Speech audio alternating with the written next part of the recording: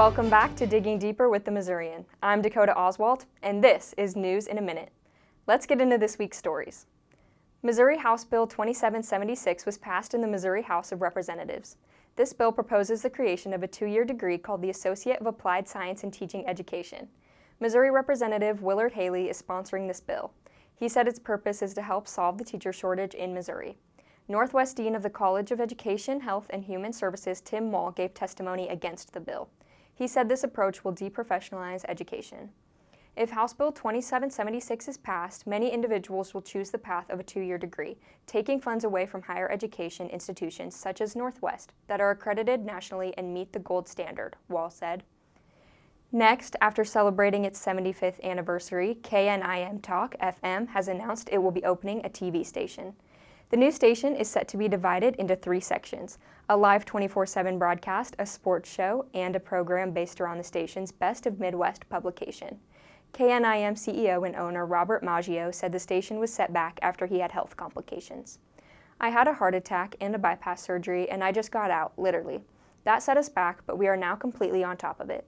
The apps and all the technical work is done. Now we are just gathering content, so you'll see us out and about filming over the next 30 days, Maggio said. Finally, as Northwest proceeds through the planning stage of its next strategic plan, Excellence the Northwest Way, it is hosting SWOT analysis sessions. A SWOT analysis is the process of determining the strengths, weaknesses, opportunities, and threats of a scenario. There are 20 sessions scheduled, each planned for a specific group on campus. Student Senate Executive President Anna Tucker is helping facilitate some of these sessions. She said they serve to hear the voices of all the individuals who participate. The strategic plan of a school matters a lot because it's what the life of a student is going to look like, and so I think it's amazing that our school is giving the opportunity for students to have a voice, Tucker said. Now let's look at where the news has taken reporter Micah Stoley this week.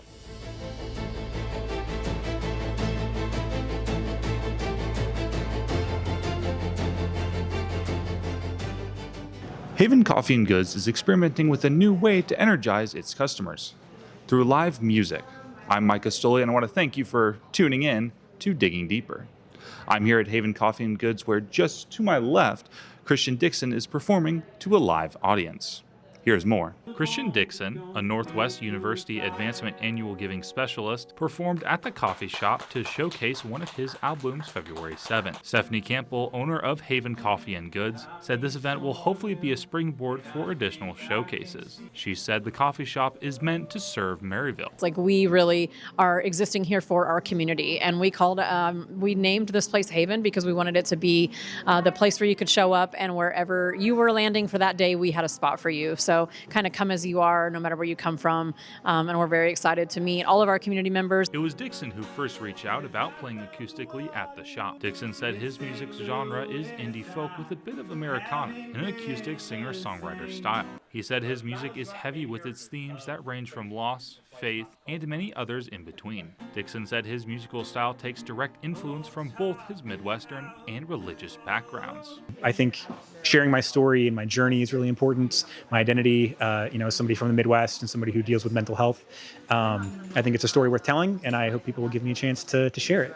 Dixon has had performances in Kansas City, Missouri, but said this performance was meaningful. He said it feels like homecoming for him since he created some of his first songs in college. He said he was excited to perform for his peers. Dixon said he was grateful for the opportunity to be the first live music performer at Haven Coffee and Goods. It's a blessing. It's an honor as well. I want to put my best foot forward and hopefully, bring people who are interested, give them an experience that they'll appreciate. And if it goes well, maybe we can come back and do it again sometime. Yeah. Campbell said she does not plan for this live music event to be the last. She said she has taken note of other businesses hosting artists and hopes to bring more events to Haven Coffee and Goods. Campbell said the Maryville community is filled with talent in all aspects. We have talented people here, and now that we've got several venues for them to just come and share their talents, whether it's from singing or even just musicians playing instrumental music, that's amazing too. I think it's amazing, and engaging our student community is obviously something that is really close to our hearts here. For Digging Deeper, I'm Micah Stoley.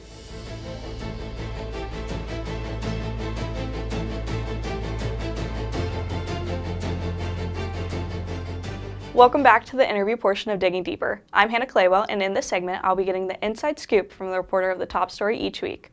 For this week's interview, I'll be talking to Missourian Assistant Sports Editor Leah Cox, who took a large role in creating the paper's special section about Jacob Walter. Hello, Leah, welcome. Who is Jacob Walter, and why did we have this special section about him? Jacob Walter is a local 10-year-old boy. He grew up here in Maryville, and his family is very involved in the community. He's currently battling a heart condition, which he was life-flighted to Kansas City Children's Mercy in order to be waiting for his transplant. Could you explain what a special section is? A special section is multiple pages in the newspaper that surround one theme or topic. This week it's Jacob Walter and his fight with heart disease. So what was it like for you writing multiple stories about the same person and topic? It's really important when you're writing multiple stories about one topic to take a specific angle and make sure that you're not being redundant. So I had to find different people to interview and different ways to phrase things. What type of collaboration goes into a special section like this? You have to collaborate a lot with the sections around you, so with photography and news, even like design to make sure everything's different infographics and quotes are being used. So normally you write for the sports section. What was it like getting out of your own section and into the news section? This week it was pretty similar to what I do in the sports section. I write a lot of features, so it was just kind of making sure that I'm not taking the sports angle because there were different sports stories around the same topic. Okay, well, thank you so much for coming on here today. For more stories like this, make sure to check out nwmissourinews.com or pick up a paper from one of the stands around campus. I'm Hannah Claywell, and thank you for watching. See you next week.